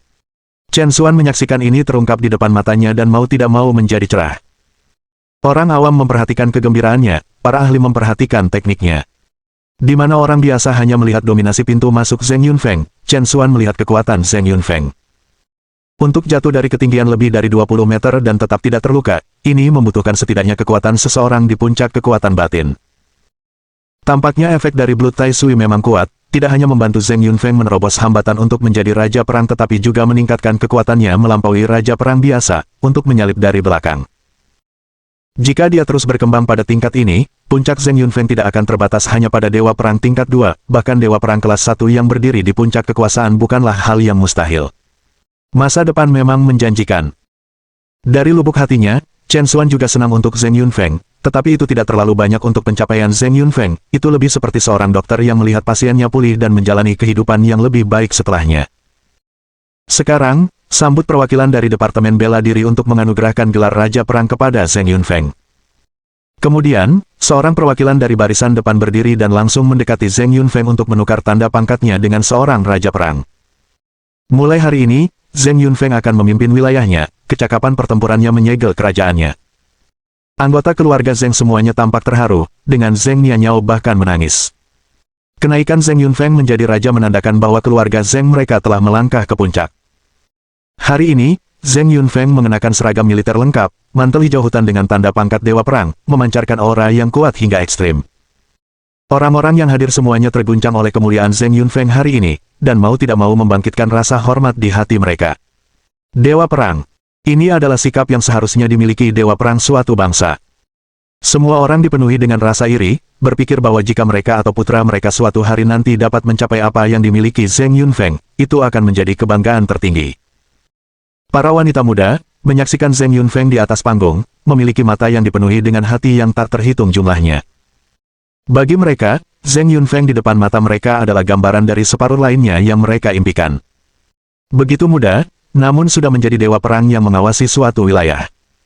Untuk menikahi pria seperti itu, mereka merasa itu akan sia-sia meskipun itu berarti mati. Lo Ani memandang Zheng Yunfeng di hadapannya, hatinya dipenuhi dengan kekaguman. Ahli waris korporat apa, putra keluarga kaya apa, dibandingkan dengan dewa perang muda di hadapannya, mereka sama sekali tidak layak disebut. Sebagai seorang penggali emas, Lo Ani bermimpi menikah dengan pria yang begitu berkualitas, meskipun dia agak sadar diri. Seorang pria seperti Zheng Yunfeng, lahir dalam keluarga yang kuat dan mencapai status dewa perang melalui kekuatannya sendiri, tentu bukan seseorang yang bisa dia cita-citakan. Sekarang, sambut dewa perang Zheng untuk berpidato. Begitu tuan rumah mengucapkan kata-kata ini, tempat yang awalnya bising itu langsung terdiam. Ekspresi dan mata Zheng Yunfeng tenang, suaranya mantap, mencapai pangkat dewa perang telah menjadi kemuliaan yang saya dambakan sepanjang hidup saya, dan hari ini, saya akhirnya menyadarinya. Namun, saya harus berterima kasih kepada seseorang di sini. Tanpa dia, saya mungkin tidak akan pernah menembus hambatan saya dalam hidup ini dan akan tetap berada di luar jangkauan menjadi dewa perang. Orang ini bukan hanya dermawan keluarga Zheng kami, tetapi juga bagi saya, Zheng Yunfeng. Orang ini adalah guruku, Tuan Chen. Begitu kata-kata ini diucapkan, tempat itu langsung meletus. Dalam beberapa hari terakhir, nama Tuan Chen sudah menjadi gebrakan kota Huai, bahkan mengalahkan ketenaran Zheng Yunfeng. Lagi pula, dengan kekuatan luar biasa Zheng Yunfeng yang layak menjadi dewa perang, betapa jauh lebih dalam kekuatan Tuan Chen. Semua orang berspekulasi tentang identitas Tuan Chen ini, dan banyak desas-desus tentang dia telah beredar di kalangan masyarakat. Sayangnya, Tuan Chen selalu rendah hati, dan selain keluarga Zheng, hampir tidak ada yang tahu identitas aslinya. Semakin misteriusnya dia, semakin banyak orang yang penasaran. Semua orang terkejut bahwa Zheng Yunfeng akan menyebut Tuan Chen selama upacara dewa perangnya sendiri. Zheng Yunfeng berbicara dengan hormat, selanjutnya, izinkan saya mengundang guru saya, Tuan Chen, ke atas panggung. Untuk sesaat, hati semua orang dipenuhi dengan kegembiraan yang luar biasa, bahkan lebih dari ketika mereka menyaksikan Zheng Yunfeng dianugerahi pangkat dewa perang. Tuan Chen. Mereka benar-benar akan memiliki kesempatan untuk bertemu langsung dengan Tuan Chen. Semua mata dengan penuh semangat mengamati di sekitar venue. Keluarga Wong, Zhao, dan bahkan Cui Fengjiu bersama Cui Ruyun melihat sekeliling dengan harapan yang sama. Seperti orang lain, mereka juga ingin menjadi orang pertama yang melihat Tuan Chen. Dan saat itu, sebuah sosok berdiri. Di aula yang luas, sosok berdiri satu-satunya ini tampak begitu mencolok, langsung menarik perhatian semua orang. Lo Ani, melihat Chen Xuan berdiri, mau tidak mau mengejek. Chen Xuan, kamu yakin tidak mudah malu, kan? Apakah sekarang giliran Anda untuk mengganggu prosesnya? Dr. Divine Chen, apa ini? Wong Jiasen bertanya, bingung. Adik Chen, ini adalah upacara dewa perang. Zhao Boqian menasihati dengan suara rendah. Chen Xuan, bagaimanapun, tidak mengindahkan mereka dan melangkah menuju panggung. Paman, apa yang kamu lakukan? Zhao Luna bertanya dengan bingung. Chen Xuan tersenyum tipis, tidakkah kamu dengar? Murid saya memanggil saya ke atas panggung. Bab 167. Bunga beterbangan ke dalam kayu. Apa? Zhao Luna mengira dia salah dengar. Zhao Boqian, Wong Jiasen. Cui Fengjiu mereka semua tidak bisa mempercayai telinga mereka. Pada saat ini, di bawah pengawasan semua orang, Chen Xuan melangkah ke atas panggung, selangkah demi selangkah. Lo Ani terdiam. Dia merasa bahwa Chen Xuan ini benar-benar menjadi gila dengan keinginan untuk menonjol, berani membuat tontonan dirinya sendiri di acara khusyuk seperti upacara Dewa Perang Zeng. Dia benar-benar harus lelah hidup. Namun, saat Lo Ani menggelengkan kepalanya dan memaki pelan, dia melihat Zheng Yunfeng di atas panggung, tanpa sepatah kata pun, berlutut di depan Chen Xuan. Zheng Yunfeng, sapa gurunya. Boom! Lo Ani tersambar petir, seluruh tubuhnya menegang di tempat. Apa yang baru saja disebut Zheng Yunfeng sebagai Chen Xuan? Guru. Apakah itu berarti Chen Xuan sebenarnya adalah mentor legendaris Dewa Perang Zeng, Tuan Chen? Bagaimana itu mungkin? Bukankah Chen Xuan hanya orang yang tidak berguna, seorang pekerja lepas yang hidup dari istrinya? Bagaimana mungkin dia bisa menjadi mentor Dewa Perang Zeng, Tuan Chen? Mustahil. Ini tidak mungkin. Bukan hanya Lo Ani. Wong Jiasen, Zhao Boqian, dan yang lainnya juga tidak bisa mempercayai telinga mereka. Dokter ajaib mereka Chen, saudara Chen, sebenarnya adalah Tuan Chen dari kota Huai yang terkenal itu. Wong Tianhua tersenyum masam, tidak heran ketika dia menawarkan undangan untuk tempat duduk utama kepadanya, dia dengan sopan menolak. Sekarang dia akhirnya mengerti, pria itu adalah guru Dewa Perang Zeng, kebutuhan apa yang dia miliki untuk undangan menghadiri upacara Dewa Perang. Cui Fengjiu dan Cui Ruyun juga tercengang karena terkejut. Meskipun mereka telah memanggil Chen Xuan, Tuan Chen, sebelumnya, mereka mengira itu hanya kebetulan, lagi pula, Tuan Chen adalah guru Dewa Perang Zeng. Tidak sampai saat ini mereka akhirnya menyadari apa yang telah mereka lewatkan. Chen Xuan jauh lebih kuat dari yang pernah mereka bayangkan. Pada saat ini, seluruh venue dipenuhi dengan keheranan. Apakah ini Tuan Chen? Dia masih sangat muda. Sangat muda dan sudah menjadi mentor Dewa Perang Zeng, pencapaiannya di masa depan sulit dibayangkan. Sangat muda, sangat tampan. Dia bahkan lebih tampan dari Dewa Perang Zeng. Paduan suara kekaguman muncul dari kerumunan, dan mata gadis-gadis muda itu dipenuhi dengan hati yang tak terhitung jumlahnya. Pemujaan mereka terhadap mentor Dewa Perang Zeng ini bahkan melampaui itu untuk Zheng Yunfeng sendiri. Sayang sekali semua orang harus menyerahkan ponsel mereka sebelum memasuki venue, peristiwa yang sangat penting, dan mereka tidak dapat merekamnya, yang sangat disayangkan. Di atas panggung, Chen Xuan membantu Zheng Yunfeng berdiri. Aku hanya melakukan apa yang seharusnya, kamu tidak perlu terlalu formal. Namun, karena kamu memanggilku guru, aku tidak bisa begitu saja mendapatkan keuntungan dari kesopananmu tanpa bayaran. Dengan itu, Chen Xuan mengeluarkan beberapa lembar kertas dan menyerahkannya kepada Zheng Yunfeng. Ini satu set teknik tinju, anggap itu hadiah pertemuan dari saya. Saya berharap Anda mencapai status Dewa Perang dalam waktu 3 tahun. Seluruh tempat meraung dengan heran. Dewa Perang. Itu adalah keberadaan yang paling mulia di militer, pantas mendapatkan gelar harta nasional. Di seluruh negeri, hanya 4 orang yang mencapai level Dewa Perang. Keempat orang ini adalah 4 Dewa Perang besar, masing-masing menjaga salah satu dari 4 perbatasan utama negara Yan, Timur, Barat, Utara, dan Selatan. Dan sekarang, Tuan Chen telah mengatakan bahwa dengan serangkaian teknik tinjunya, Zheng Yunfeng dapat mencapai status Dewa Perang dalam waktu 3 tahun. Ini terlalu luar biasa.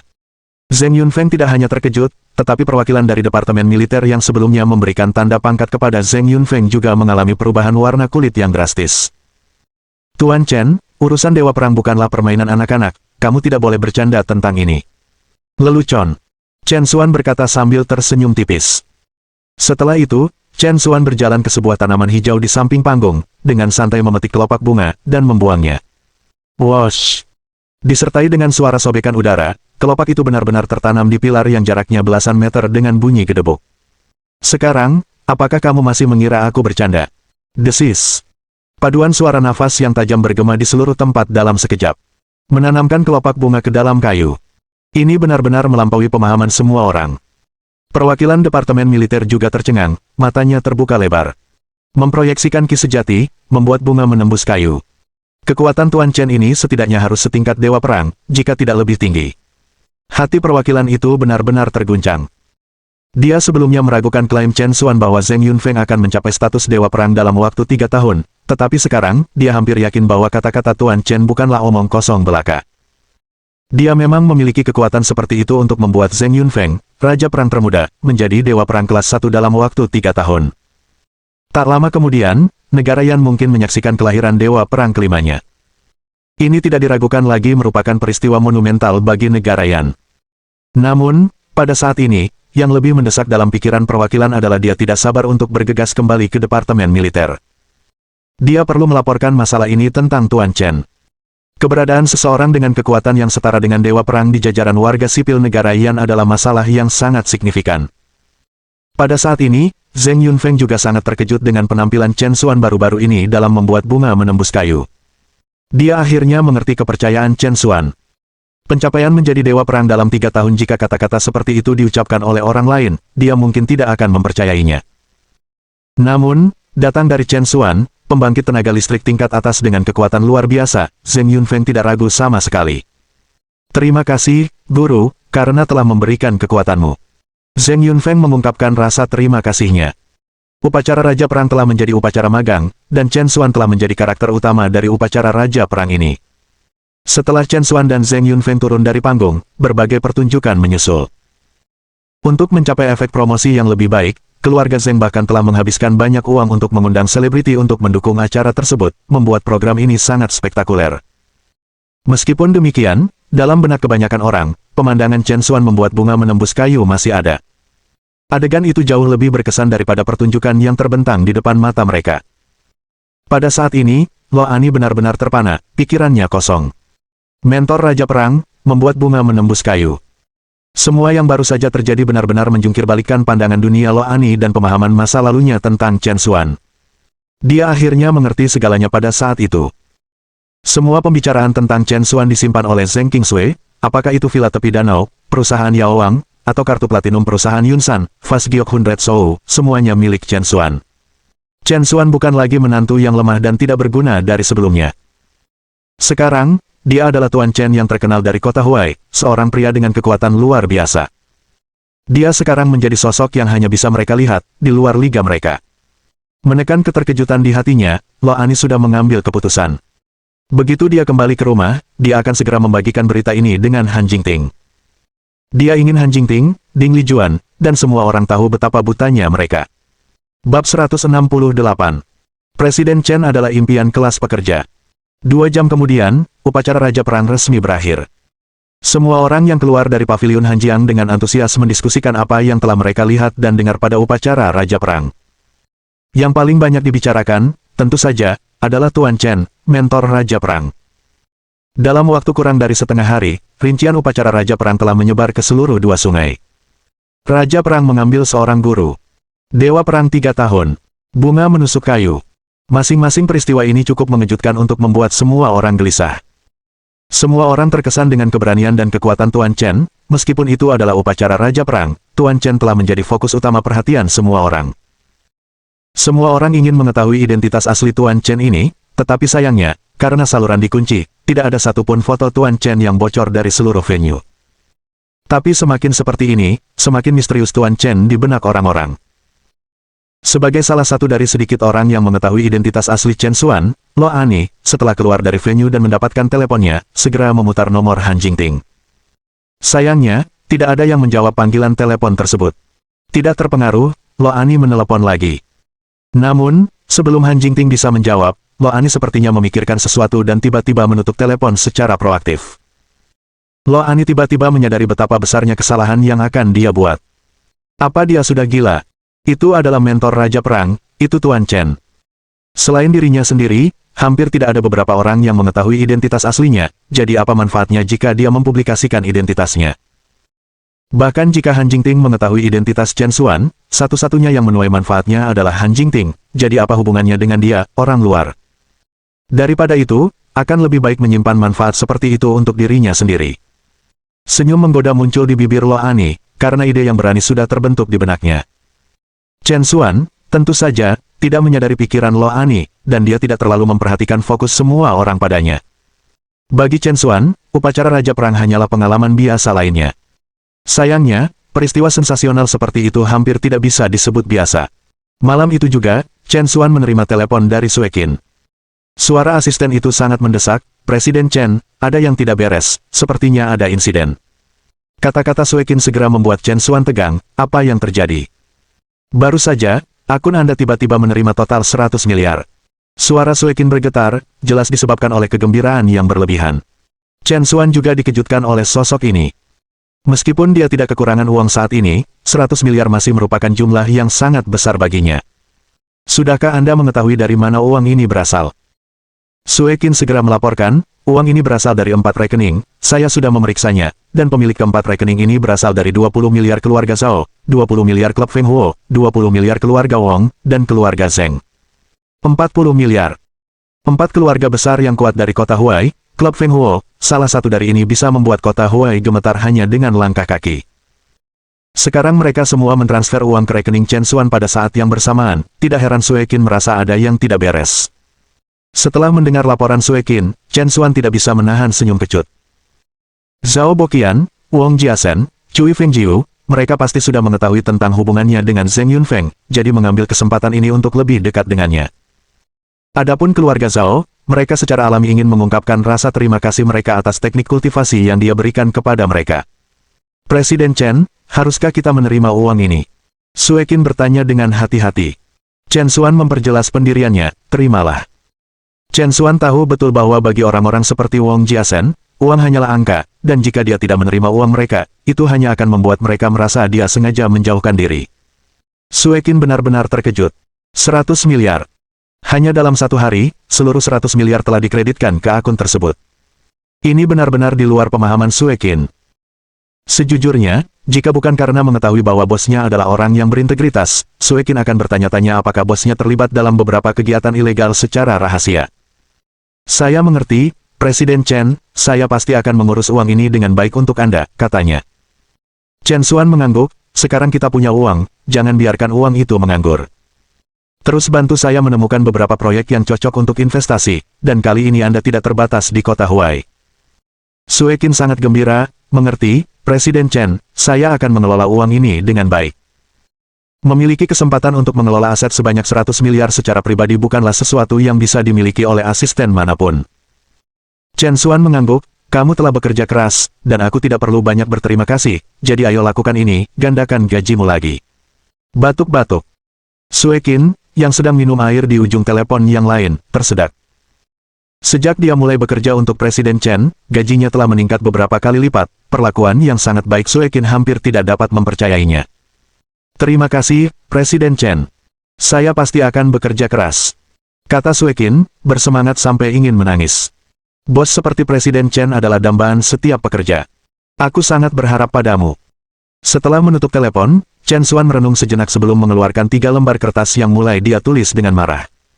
Tak lama kemudian, dia selesai menulis. Melihat tulisan-tulisan di atas kertas, Chen Xuan cukup puas. 3 lembar kertas ini berisi 3 teknik kultivasi. Wong Tianhua adalah perwira perang peringkat keempat, dan Cui Fengjiu adalah anggota dunia bela diri. Mereka berdua membutuhkan teknik kultivasi untuk meningkatkan kekuatan mereka. Dengan latihan rutin dari teknik yang disediakan Chen Xuan, kekuatan mereka pasti akan meningkat secara signifikan. Bagi Cui Fengjiu, sangat penting untuk bertahan hidup di saat-saat kritis, sedangkan bagi Wong Tianhua, ada kemungkinan dipromosikan menjadi jenderal perang peringkat ketiga dalam waktu 2 tahun, dan menjadi dewa perang dalam waktu 5 tahun. Adapun Zhao Boqian, karena keluarga Zhao menghasilkan banyak uang dengan barang antik, teknik yang diberikan Chen Xuan kepadanya disebut teknik murid emas. Dengan latihan yang rajin, itu bisa melatih visinya, yang akan sangat bermanfaat dalam menilai barang antik. Untuk masing-masing dari mereka, teknik kultivasi ini sangat membantu, dan pentingnya hal itu akan membawa mereka ke masa depan adalah sesuatu yang tidak dapat dibeli dengan uang. Tidak ada hadiah tanpa pahala. Dengan memberikan teknik kultivasi ini, uang dari Wong Jiasen dan yang lainnya tidak diterima secara tidak adil oleh Chen Xuan. Keesokan paginya, seperti biasa, Chen Xuan pergi ke daerah pemukiman Feng Hua untuk menjemput Xiao Yu ke sekolah. Ketika dia sampai di pintu, dia melihat pintu itu terbuka sedikit dan mendorongnya terbuka dan masuk. Namun, begitu dia memasuki ruang tamu, dia tiba-tiba merasa sunyi. Chen Xuan tidak melihat Han Jingting, Ding Lijuan, atau bahkan Xiao Yu. Jingting, Xiao Yu. Chen Xuan mencoba memanggil beberapa kali tetapi tidak mendapat tanggapan. Saat itu, pintu kamar mandi tiba-tiba terbuka. Diselimuti oleh uap putih, sosok anggun melangkah keluar itu adalah Lo Ani. Anehnya, Lo Ani yang baru saja keluar dari bak mandi tidak memakai jahitan. Bab 169. Cepat atau lambat kamu akan menjadi milikku. Di dalam kabut uap putih, sosok sempurna Lo Ani tidak diragukan lagi dipajang. Harus dikatakan bahwa Lo Ani memang memiliki modal yang cukup untuk kebanggaan, tidak heran dia bisa dengan mudah membuat ahli waris kaya itu rela beribadah di balik gaun pomegrannya hanya dengan sedikit gaya. Ketika Chen Xuan melihat Lo Ani muncul di hadapannya dengan cara seperti itu, pikirannya juga menjadi kosong, dan untuk sesaat dia agak terpaku. Namun, Lo Ani yang pertama bereaksi, dengan cepat menggunakan tangannya untuk menutupi dirinya. Ah! Kapan kau masuk? Chen Xuan kemudian sadar dan buru-buru memalingkan muka. Tidak. Maaf, saya baru saja melihat pintunya tidak terkunci, jadi saya masuk. Benarkah? Lo Ani tampak skeptis dan dengan menggoda berkata, mungkinkah kamu sengaja mengintipku dan itulah mengapa kamu menerobos masuk? Tuduhan sebesar itu tidak bisa dianggap enteng. Chen Xuan dengan cepat menjelaskan, kamu salah paham, kamu adalah teman dekat Jingting, bagaimana mungkin aku ingin memata-matai kamu? Lo Ani tertawa terbahak-bahak, teman dekat. Jadi apa? Saya sangat menyadari Anda para pria, hanya tahu untuk memuaskan keinginan Anda sendiri, tidak peduli apakah dia teman dekat atau bukan. Saya, Chen Xuan tidak bisa berkata-kata. Pemandangan Lo Ani, rentan dan memikat, terlalu indah, dan Chen Xuan tidak berani melihat lebih jauh, jadi dia berpaling. Aku datang menjemput Xiao Yu ke sekolah, di mana Xiao Yu? Mengapa Jingting juga tidak ada di sini? Di belakangnya, Lo Ani tidak menunjukkan niat untuk mengenakan pakaiannya, sengaja berdiri di sana menggoda Chen Xuan. Aku baru saja mengantar Xiao Yu ke sekolah. Adapun Jingting, dia seharusnya sudah berada di rumah sakit sekarang. Rumah sakit. Chen Xuan terkejut, apa yang dia lakukan di rumah sakit? Apakah kamu tidak tahu? Nyonya Han jatuh sakit parah karena kejadian undangan palsu kemarin dan sekarang sedang diresusitasi di rumah sakit. Setelah itu, Lo Ani menceritakan masalah undangan palsu itu kepada Chen Xuan. Chen Xuan merasa tidak berdaya, Nyonya Han telah berprasangka buruk terhadapnya dan Jingting, lebih memilih untuk mempercayai orang asing daripada dirinya, dan itu menjadi haknya untuk berakhir seperti ini. Namun, karena dia adalah nenek Jingting, Chen Xuan secara alami tidak akan diam saja. Setelah mengetahui di rumah sakit mana Nyonya Han berada, Chen Xuan buru-buru pergi ke sana. Melihat sosok Chen Xuan yang pergi, senyum lucu muncul di sudut mulut Lo Ani. Pertemuan barusan itu semua sengaja diatur oleh Lo Ani, bertujuan untuk membuat Chen Xuan jatuh cinta padanya.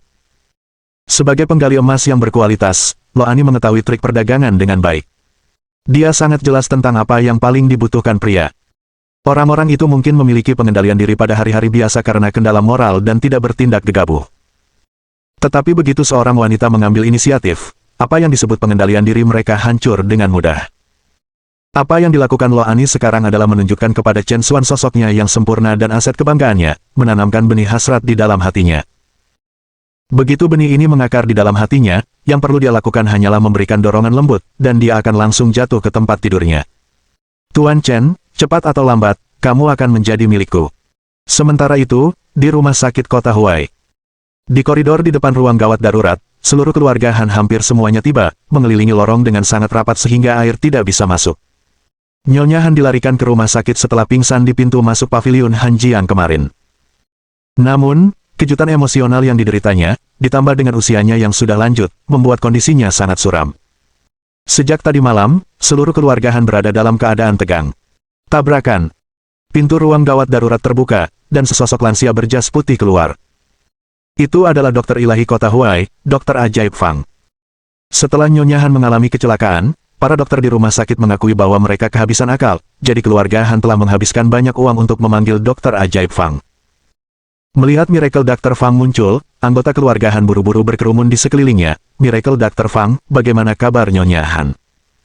Ekspresi Miracle Dr. Fang sangat serius, saya telah melakukan yang terbaik, tetapi pendarahan lokal di otak Nyonya Han masih belum hilang. Darah ini telah menekan saraf otaknya, menyebabkan kerusakan permanen pada otak. Sekarang, saya tidak berdaya. Apa? Anggota keluarga Han langsung berkecil hati. Jika bahkan seorang dokter divine seperti Miracle Dr. Fang tidak berdaya, bukankah Nyonya Han benar-benar putus asa? Han Jingting tidak mau menyerah, Dokter Ajaib Fang, apakah benar-benar tidak ada jalan tersisa sama sekali? Dokter Ajaib Fang menggelengkan kepalanya, bahkan dewa pun tidak bisa menyelamatkannya. Kecuali, Anda dapat menemukan orang itu. Orang itu. Siapa itu? Mata Han Jingting dipenuhi dengan harapan. Orang itu adalah satu-satunya di seluruh kota Huai yang benar-benar layak menyandang gelar dokter ilahi. Kemampuan medisnya jauh melampaui kemampuan saya. Jika dia mau mengambil tindakan, mungkin masih ada harapan untuk Nyonya Han. Kekaguman tanpa kata-kata terukir di wajah Miracle Dr. Fang. Benarkah? Secercah harapan bersinar di mata Han Jingting. Anggota keluarga Han juga menghidupkan kembali harapan mereka. Mereka tidak menyangka akan ada seseorang di kota Huai yang keahlian medisnya melampaui Dokter Ajaib Fang. Dokter Ajaib Fang, tolong beritahu kami, siapa sebenarnya orang ini? Berapapun biayanya, kami pasti akan membawanya ke sini. Tapi Miracle Dr. Fang hanya bisa menggelengkan kepalanya tanpa daya, belum lagi Miracle Dr. Chen memiliki identitas yang bergengsi dan tidak akan mudah turun tangan. Bahkan jika dia melakukan intervensi sekarang, tidak akan ada cukup waktu. Nyonya Han hanya memiliki paling banyak 10 menit lagi. Daripada membuang-buang waktu di sini, sebaiknya luangkan waktu ini untuk mengucapkan selamat tinggal. Setelah mendengar kata-kata ini, anggota keluarga Han benar-benar hancur. 10 menit. Mereka tidak pernah membayangkan Nyonya Han akan meninggalkan dunia ini begitu cepat. Nenek. Dalam sekejap, koridor itu dipenuhi ratapan. Pada saat itu, seorang perawat keluar dari bangsal. Nyonya Han memintamu untuk masuk, wanita tua itu memiliki beberapa keinginan terakhir untuk dipercayakan. Setelah mendengar ini, anggota keluarga Han segera berhenti menangis. Mereka tahu bahwa Nyonya Han akan membuat keinginannya. Ini adalah masalah yang menyangkut kepentingan masa depan semua orang yang hadir. Pada titik kritis seperti itu, mereka yang meratap beberapa saat yang lalu segera mulai merencanakan dalam hati mereka. Han Chengye dan Han Yaru adalah orang pertama yang bergegas ke bangsal. Mereka tidak akan melewatkan kesempatan yang begitu bagus untuk menunjukkan bakti mereka. Keluarga Han lainnya juga buru-buru masuk ke bangsal, dengan Han Jingting hampir didorong ke tanah dalam prosesnya. Jingting, cepat masuk. Jika Anda terlambat, Anda bahkan mungkin tidak dapat mengamankan posisi Anda. Ding Lijuan meraih lengan Han Jingting dan mendorongnya ke dalam. Bangsal itu penuh sesak, dengan Han Chengye dan Han Yaru berlutut di depan tempat tidur Nyonya Han seperti cucu yang berbakti, air mata mengalir di wajah mereka tanpa henti. Nyonya Han diranjang sakit tampak pucat pasi pada saat itu, jelas dalam pergolakan terakhirnya, tergantung pada nafas terakhirnya. Nyonya Han mengangkat tangannya, memberi isyarat kepada semua orang untuk diam. Han Chengye dan Han Yaru dengan cepat menghentikan tangisannya, mata mereka penuh kelicikan saat mereka melihat Nyonya Han menunggu keinginannya. Suara lemah Nyonya Han akhirnya mulai berbicara, setelah aku pergi, kepala keluarga Han akan menjadi. Bab 170. Dia adalah Dokter Ajaib Chen. Kamar rumah sakit terdiam. Suara Nyonya Han samar, hampir tidak terdengar. Semua orang menajamkan telinga mereka, mencoba memahami wasiat dan wasiat terakhir Nyonya Han. Namun, sebelum wanita tua itu bisa menyelesaikan kalimatnya, dia sepertinya kehilangan semua energinya dan memejamkan mata. Pada saat yang sama, semua data di peralatan pemantauan di samping tempat tidur anjlok dengan cepat. Nyonya Han jelas tidak lagi bertahan. Nenek, para anggota keluarga Han tiba-tiba meratap putus asa. Di samping tempat tidur, Han Chengye dan Han Yaru saling bertukar pandang, masing-masing melihat secercah keberuntungan di mata yang lain. Mereka adalah yang paling dekat, dan telah mendengar kata-kata Nyonya Han dengan sangat jelas. Mereka dengan jelas mendengar Nyonya Han mengucapkan suku kata, Jing. Dan di antara semua generasi muda keluarga Han, satu-satunya yang namanya mengandung, Jing, adalah Han Jingting. Itu berarti, orang yang ingin ditunjuk Nyonya Han sebagai ahli waris di saat-saat terakhirnya adalah Han Jingting. Kekecewaan dan kemarahan melonjak di hati Han Chengye. Dia selalu menjilat dan menjilat, percaya bahwa dia adalah cucu yang paling disayangi neneknya. Tetapi yang mengejutkannya, wanita tua ini ingin menyerahkan posisi kepala keluarga kepada si malang itu, Han Jingting. Untungnya, wanita tua itu tidak berhasil mengartikulasikan nama lengkap Han Jingting sebelum meninggal. Ini memberi Han Chengye banyak ruang untuk bermanuver. Posisi kepala keluarga pasti miliknya, Han Chengye. Namun tepat pada saat itu, sebuah suara tiba-tiba terdengar dari luar pintu. Berhenti menangis, dia masih bisa diselamatkan. Pernyataan ini seperti bom, dan seluruh ruangan terdiam dalam sekejap. Bukankah nenek sudah meninggal? Apakah ini benar? Semua orang melihat dengan penuh harap ke arah pintu, tetapi ketika mereka melihat sosok itu berdiri di sana, mereka benar-benar kecewa. Apakah kamu benar-benar gila, Chen Xuan? Apa yang kamu coba tarik pada saat seperti ini? Tepat, bahkan jika nenek tidak pernah baik padamu, orang mati pantas dihormati. Bagaimana Anda bisa membuat lelucon pada saat seperti ini? Apakah Anda bahkan manusia? Kamu menantu yang tidak berguna, tempatmu bukan di sini. Keluar dari sini. Benar, keluar. Anggota keluarga Han sangat marah, melemparkan pelecehan ke Chen Xuan. Bahkan Han Jingting merasa bahwa perilaku Chen Xuan tidak pantas dan sedang mencari perhatian. Chen Xuan, apa yang kamu lakukan di sini? Keluar sekarang. Han Jingting memarahi dengan dingin. Bahkan jika nenek tidak pernah bersikap baik padanya, dia tetap seorang kerabat, dan Han Jingting tidak akan membiarkan Chen Xuan bercanda tentang kehidupan neneknya. Chen Xuan, bagaimanapun, tenang, dan berkata dengan sungguh-sungguh, saya sudah mengatakannya, dia belum mati. Jika Anda terus membuang waktu, maka bahkan seorang dokter ilahi pun tidak dapat menyelamatkannya. Chen Xuan sangat yakin sehingga bahkan anggota keluarga Han mulai meragukan apa yang benar. Han Chengye mencibir, apakah kamu mencoba memberitahu kami bahwa kamu bisa menyelamatkan nenek? Lelucon yang luar biasa. Limba ini bahkan tidak bisa sampai ke perguruan tinggi, bagaimana dia tahu apa-apa tentang kedokteran? Kita sama sekali tidak bisa membiarkan dia mencemarkan nama baik tubuh nenek. Han Yaru mulai memimpin oposisi. Itu benar, tubuh nenek tidak boleh dihina. Para anggota keluarga Han sangat menentang, dan sekitar selusin orang dari keluarga Han berdiri dan menghalangi Chen Xuan, mencegahnya untuk campur tangan. Tepat pada saat itu, apa yang terjadi di sini? Dokter Ajaib Fang mendengar gangguan di bangsal dan masuk. Miracle Dr. Fang, kamu sudah tiba tepat pada waktunya. Orang ini menyebabkan masalah di rumah sakit dan ingin menodai tubuh nenek saya. Tolong suruh seseorang mengusirnya segera. Apa yang tidak diharapkan Han Chengye adalah saat melihat Chen Xuan, wajah Fang Chengqian segera mengungkapkan ekspresi terkejut. Ya Tuhan, kamu benar-benar berhasil mengundangnya ke sini. Sebelum ada yang bisa bereaksi, Fang Chengqian membungkuk dalam-dalam kepada Chen Xuan, Dokter Ajaib Chen, sungguh suatu kehormatan bisa bertemu denganmu lagi. Seluruh bangsal langsung terdiam. Semua keluarga Han benar-benar tercengang, bertanya-tanya apakah ada yang salah dengan pendengaran mereka. Bukankah Chen Xuan hanya menantu yang tidak berguna? Sejak kapan dia menjadi Dokter Divine? Han Jingting adalah orang pertama yang mendapatkan kembali ketenangannya. Miracle Dr. Fang, dokter ilahi yang keterampilan medisnya Anda katakan bahkan lebih unggul dari Anda, itu tidak mungkin. Fang Chengqian mengangguk, terlihat sangat bersemangat, ya, itu benar-benar Dokter Ajaib Chen. Saya tidak menyangka Anda mengundangnya begitu cepat. Dengan dia di sini, benar-benar ada harapan untuk Nyonya Han. Han Jingting tercengang dan berjuang untuk menerima kenyataan ini. Chen Xuan sebenarnya adalah seorang dokter divine. Han Chengye dan Han Yaru juga tidak mengerti bagaimana Chen Xuan telah berubah dari orang yang tidak berguna menjadi seorang dokter dewa. Mereka hanya tahu bahwa itu masalah lebih lanjut dengan wanita tua itu akan sangat merugikan mereka. Semua orang di keluarga Han kami tahu bahwa Chen Xuan tidak lain adalah orang yang tidak berguna. Bagaimana mungkin dia bisa menjadi semacam dokter ilahi?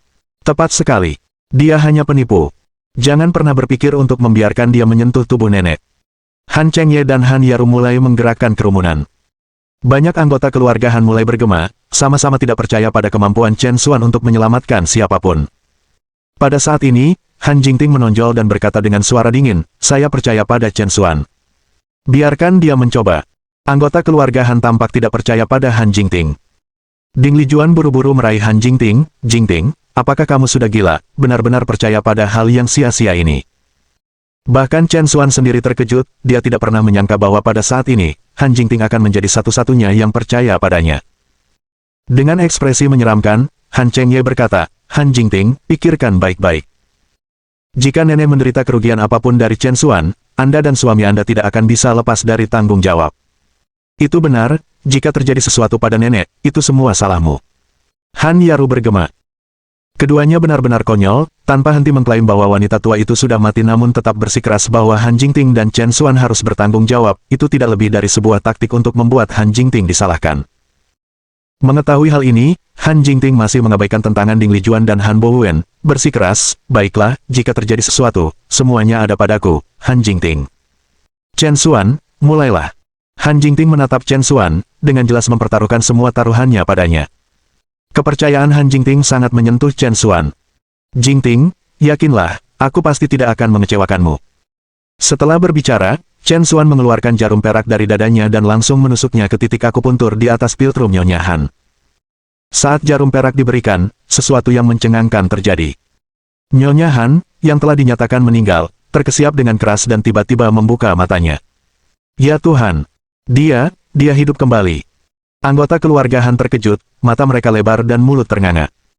Han Chengye dan Han Yaru juga membeku di tempatnya. Bagaimana ini mungkin? Mohon dukungan dari omom ante-ante sekalian, buat subscribe atau sharekan novel Mimin ke Facebook kalian, agar channel Mimin bisa terus berkembang. Dengan begitu, Mimin bisa lebih semangat untuk up novel seru lain ke depannya. Buat teman-teman yang sudah subscribe dan sharekan novel Mimin, Mimin ucapkan terima kasih sebanyak-banyaknya.